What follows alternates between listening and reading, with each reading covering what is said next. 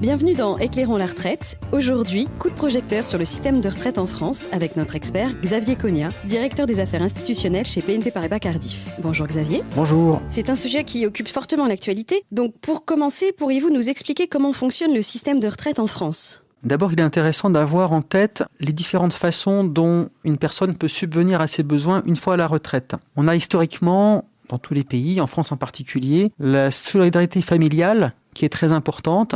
La solidarité des enfants, voire des parents, qui permet de subvenir à une partie des besoins. On a aussi d'autres moyens, qui sont les retraites qu'on appelle par répartition, des retraites publiques qui font que les actifs cotisent pour les retraités qui bénéficient de l'argent correspondant. Et enfin, on a la possibilité pour chaque personne d'avoir un revenu complémentaire qui est issu de sa propre épargne et de ses choix de placement pendant la période où il ou elle était en activité. Quels sont les grands principes des systèmes, concrètement ? Alors, on a plusieurs niveaux de retraite. On a un premier niveau de retraite qu'on appelle la retraite de base, donc une des retraites par répartition qui est gérée par la Caisse nationale d'assurance vieillesse. Cette retraite, elle est effectivement la retraite, je dirais, principale pour beaucoup de Français et elle est financée en temps réel par répartition par les actifs. Les retraités bénéficient des cotisations des actifs. On a le deuxième niveau de retraite, qui est une retraite qu'on appelle complémentaire en France. Cette retraite complémentaire, elle est issue à nouveau des cotisations d'actifs, mais elle est gérée non pas par la Caisse nationale de vieillesse, mais par l'Agirc-Arrco aujourd'hui. Et cette composante-là est souvent gérée, historiquement en tout cas, pour les cadres d'un côté, pour les non-cadres de l'autre, et permet d'avoir un complément de retraite. Et enfin, le troisième niveau de retraite, ce sont les retraites qu'on appelle supplémentaires, qui sont constituées au fur et à mesure par les citoyens pendant qu'ils sont en activité. Et la retraite supplémentaire est donc gérée souvent au sein de contrats d'assurance et avec une fiscalité à l'entrée qui permet aux personnes de ne pas être fiscalisées au moment où ils constituent leur retraite, de déduire de leur fiscalité, de leurs impôts sur le revenu. Et en sens inverse, le jour où ils quittent le contrat, où ils sortent du contrat, leurs revenus de retraite sont à ce moment-là taxés à l'impôt sur le revenu. Alors, à quel âge peut-on partir à la retraite ? Alors là, il s'agit surtout du régime de base qui est celui qui est parfois le plus complexe à comprendre. Le principe est assez simple. Il y a un âge minimum avant lequel, normalement, on ne bénéficie pas de ses droits à retraite. Aujourd'hui, c'est 62 ans, l'âge en question. Dans quelques cas particuliers, certaines professions à risque, certaines professions particulières, les marins, les policiers ou d'autres, peuvent partir avant les 62 ans. Mais c'est des cas très particuliers. À partir du moment où on atteint les 62 ans, qui est l'âge minimum, on a plusieurs possibilités. Si on souhaite avoir ce qu'on appelle la retraite à taux plein, il faut soit avoir un nombre de trimestres de cotisation minimale, qui est, suivant les différents âges de date de naissance, entre 160 et 172 trimestres, soit avoir atteint 67 ans, qui permet en toute hypothèse de bénéficier d'une retraite à taux plein. Donc, si l'une ou l'autre de ces conditions sont respectées, on peut donc partir avec une retraite à taux plein. En revanche, si l'une et l'autre ne sont pas respectées, on a une décote. Ça veut dire qu'effectivement, on n'aura pas l'intégralité de ses droits à retraite et on ne pourra pas bénéficier de 100% de la retraite. Les régimes complémentaires suivent de façon générale les régimes de base. Enfin, pour ce qui concerne les régimes supplémentaires, les informations dépendent des contrats eux-mêmes et il y a souvent une petite flexibilité. Dès lors qu'on choisit de liquider son contrat un peu plus tard, on pourra avoir un niveau de retraite un peu plus élevé parce qu'elle sera versée sur une durée un peu moins longue.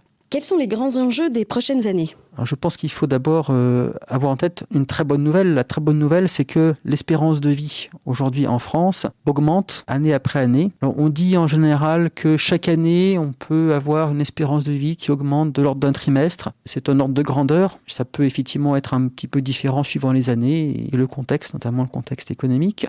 Donc grâce au fait que les soins s'améliorent notamment. Et donc, typiquement, pour illustrer tout ça, on peut dire que l'espérance de vie, qui est en fait l'espérance de vie à la naissance, c'est-à-dire le nombre d'années qu'on peut espérer vivre si on est aujourd'hui, l'espérance de vie est aujourd'hui d'à peu près 85 ans pour les femmes et entre 79 et 80 ans pour les hommes. Les femmes ont gagné à peu près 3 ans d'espérance de vie en 20 ans, les hommes à peu près 5 ans. Ça montre effectivement la très bonne nouvelle qu'effectivement, on a de la chance d'être sur cette bonne vie de terre de plus en plus longtemps.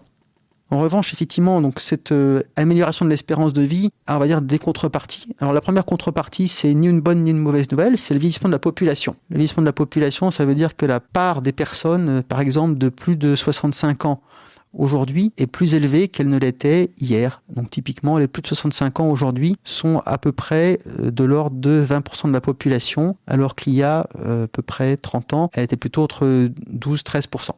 Et tout ça, effectivement, ça amène une deuxième conséquence, Si on a beaucoup plus de retraités par rapport aux actifs, on voit bien qu'effectivement, la retraite qui va être versée aux retraités sera plus faible. Donc c'est effectivement un des enjeux très importants. C'est un des enjeux pour lesquels, d'ailleurs, tous les 5 ans ou 10 ans, les pouvoirs publics se penchent sur de nouvelles réformes des retraites pour faire en sorte que le régime de retraite soit équilibré et que les retraites au total restent à un niveau très raisonnable pour ceux qui y sont. Dans ce contexte, pourquoi est-il important de préparer sa retraite ? Alors, le premier point, c'est de dire que les personnes pensent à préparer leur retraite relativement tard dans leur carrière professionnelle. Souvent, c'est vers 50 ans que la question se pose. Donc, ça veut dire qu'il reste 10-15 ans d'activité.